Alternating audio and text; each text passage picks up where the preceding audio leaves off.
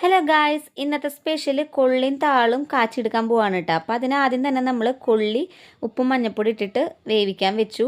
കൊള്ളി വെന്ത് വന്നപ്പോൾ കുറച്ച് വെള്ളം കുറവായിരുന്നു. അപ്പോൾ ഞാൻ അതിലേക്ക് 1 ഗ്ലാസ് വെള്ളം കൂടി ഒഴിച്ച് കൊടുത്തിട്ട് നന്നായി തിളച്ച് വന്നപ്പോൾ അതിലേക്ക് നമ്മുടെ താളിട്ട് കൊടുത്തു കേട്ടോ.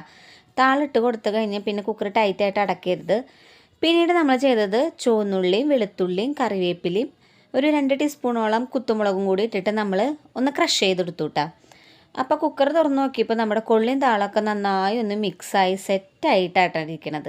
എനിക്ക് ഉപ്പ് കുറവ് തോന്നിയപ്പോൾ ഞാൻ കുറച്ചുകൂടെ ഉപ്പിട്ട് കൊടുത്തു. നന്നായി ഇളക്കി കൂട്ടിയപ്പോൾ കണ്ടില്ല, നല്ല കുഴമ്പ് പരിവായിണ്ടിന് നമുക്കിത് കാച്ചിയെടുക്കാം. അപ്പോൾ അതിനായിട്ട് ഞാൻ ആദ്യം തന്നെ ഉരുളിക്ക് വെളിച്ചെണ്ണ ഒഴിച്ചിട്ട് നമ്മൾ നേരത്തെ ക്രഷ് ചെയ്ത് വെച്ചത് അതിലേക്ക് ഇട്ട് കൊടുത്തു കേട്ടോ. അതിൻ്റെ കൂടെ കുറച്ച് സവാളയും കൂടി ഇട്ട് കൊടുത്തു. പിന്നെ നന്നായി മിക്സ് ചെയ്യുക. നന്നായി മുരിഞ്ഞ് വന്നതിന് ശേഷം നമ്മൾ അതിലേക്ക് ഇത് കൊള്ളി ആഡ് ചെയ്യാൻ പാടുള്ളൂ കേട്ടോ, എന്നാലും ആ ടേസ്റ്റ് വരുള്ളൂ. കണ്ടില്ലേ, നന്നായി ഒന്ന് കറുത്ത പോലെ മുരിഞ്ഞ് വരുമ്പോൾ അതിലേക്ക് നമ്മുടെ കൊള്ളിൻ്റെ ആളെ ഇട്ട് കൊടുക്കുക. എന്നിട്ട് നന്നായി ഒന്ന് മിക്സ് ചെയ്യുക കേട്ടോ. കുറേ നേരം പിന്നീട് തിളയ്ക്കാൻ വെക്കണമെന്നില്ല. നന്നായി ഒന്ന് മിക്സ് ചെയ്ത് കഴിഞ്ഞ് കഴിഞ്ഞാൽ നമുക്കത് ഓഫാക്കിയിടാം കേട്ടോ. അതൊന്ന് ചൂടാറിനോട് കൂടി നന്നായി കുറുകി വരും.